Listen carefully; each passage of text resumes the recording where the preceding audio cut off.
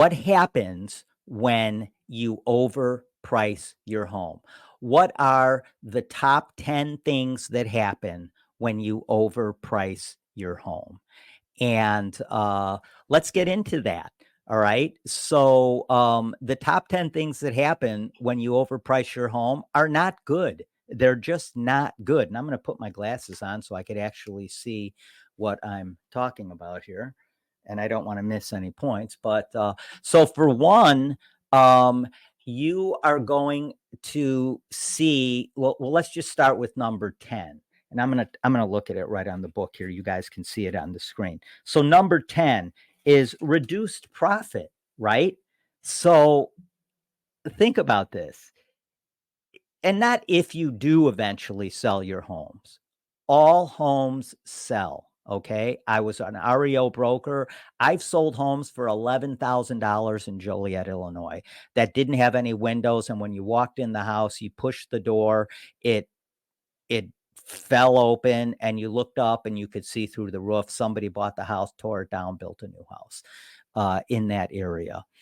And that was like a C minus area in Joliet. So, but even that house sold. So all houses sell. It's just a matter of how long it takes them to sell, and are you leaving money on the table as a result of that?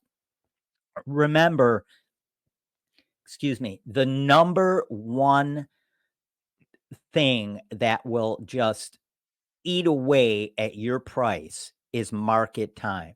The longer you're on the market, the farther away you are getting from your asking price. It is as simple as that. Perception is reality, and people start wondering, well, why is this property on the market? Why is it not selling? So let's start with number 10. What happens when you overprice your home? Number 10, when you do eventually sell your home, you may end up selling it, and you probably will end up selling it for less than you could have if it had been priced more competitively from the start. And that will reduce in reduced profit and eat away at your equity. Now, here's what I mean by that real quickly. Your home is never more sought after than when you first come on the market. It has never been rejected for price, condition, or location. So people are excited to see it. Remember back a couple years ago when you waited with 30 people in line to get into a house to see it?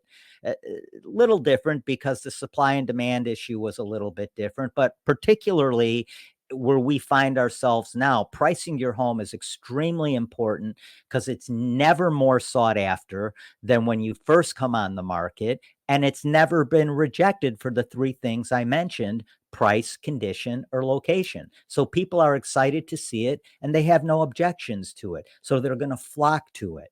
So reduced profit, that's number 10. Number 9, increase carrying costs. This is important. So the longer you hold on to your home, the longer you're making those mortgage payments, the longer you're making those tax payments. Things go wrong when you hold on to your home longer, right? So as an REO agent, the one thing I noticed is that the longer we held on to a home, the more things went wrong with it that we had to throw money at to fix, which ate away at already a reduced profit that these services were making on these foreclosed properties. The same thing happens to your home. The longer you hold on to it, the higher the carrying costs. And if your home takes longer to sell, you're going to be paying those carrying costs, which is eating away at your profit at the end of the day. So super, super important. Price your home correctly. Okay, number 9, reduced chances of a successful sale. So here's what I mean by that. Overall, overpricing your home, it could reduce the chances for a successful, quick, very profitable sale. And that is simply because people are going to kind of question, why is your home priced like it is? And the offers you're going to get, and we'll get into that in a bit here.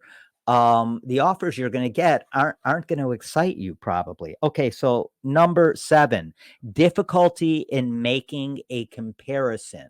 And what I mean by that is, so if you overprice your home, take my glasses off for a second here.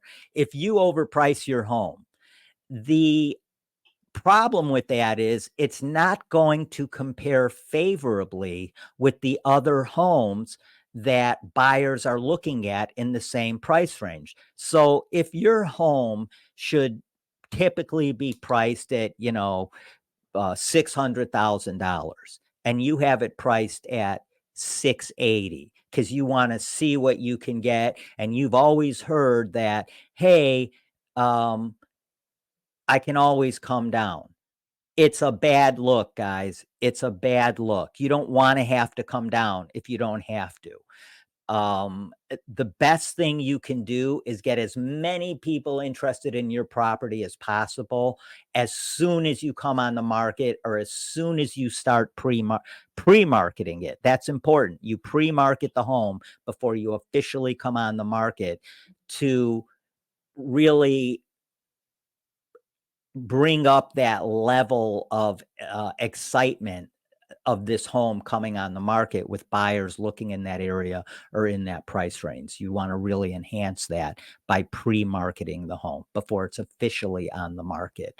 So I want to get back to this real quick because it's super important. If your home doesn't compare favorably to the other homes on the market, then guess what? You're not going to see many offers. You're not going to see many serious buyers. So let's move on to number 6. And this is, we talked about earlier, negative perception. So here's the thing, and we've all heard this saying, perception is reality. So if your home is sitting on the market for 2 or 3 months, and that's a long time, but if your home is on the market for 4 to, I would even say 4 to 8 weeks, people are going to start wondering, why isn't this house selling? And the wheels are going to start turning, and they're going to start talking to those little voices in their head as to, why is this property not selling? And the reason it's not selling is because you've overpriced it. You can't overprice your home. It is it's literally the worst mistake you can make when you put your house on the market, is overpricing your home.